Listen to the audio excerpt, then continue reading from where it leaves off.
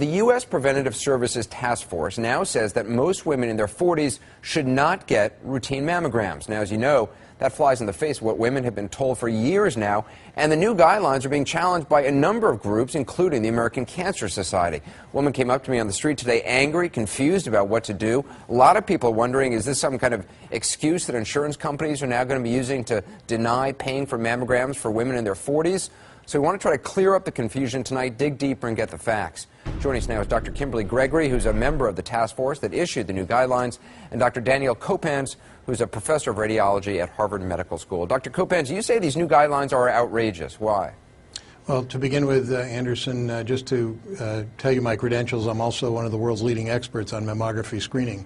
The credentials are outrageous. The task force guidelines are outrageous because they admit that there's a decrease in cancer deaths when you screen women in their 40s, but then they go ahead and tell women that we don't think you should be screened. So why do you think they're doing that? You have to ask them. I can't interpret what their motivation is. They claim scientific evidence. The scientific evidence, as they admit, clearly shows that you decrease deaths from breast cancer if you begin screening at age 40. One of the concerns that I have in the way they analyze the data, where instead of looking at direct data that show what happens when you introduce screening into the population, in the United States, the death rate from breast cancer has decreased by 30% since we introduced mammography screening in the mid-1980s.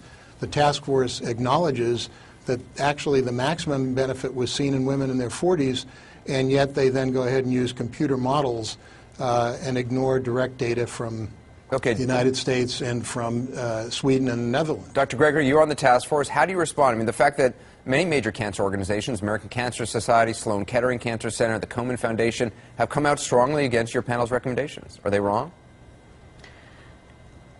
What we're recommending is we're not recommending against mammography in this age group.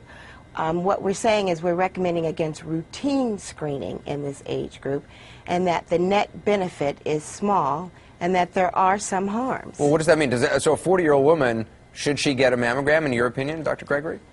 I think she should talk to her doctor about her individual risks and what her personal issues are, and they should make a decision together. Dr. Gregory, what does that sound like to you? And Anderson, one of the problems is that no one on the task force has any experience in mammography screening. The benefits from mammography come from screening. They don't come from waiting until a woman has a lump and then you use mammograms. The task force said they did a scientific analysis.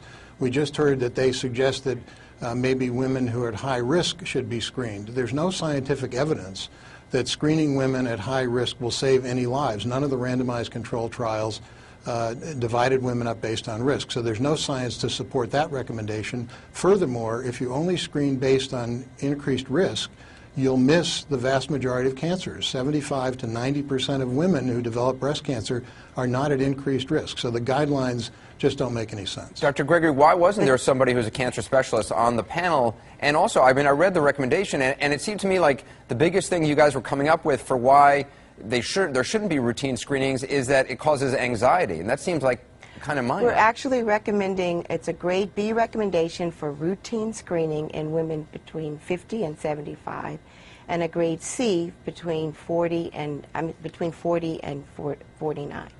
Anderson, there are absolutely no data to show that anything changes at the age of 50. These recommendations have no basis in science. If you look at the data when mammography screening is directly introduced into the population and not use the computer models that these folks relied on, there's a 40% decrease in deaths when you screen women in their 40s. Dr. Gregory? It's outrageous to say they shouldn't be screened.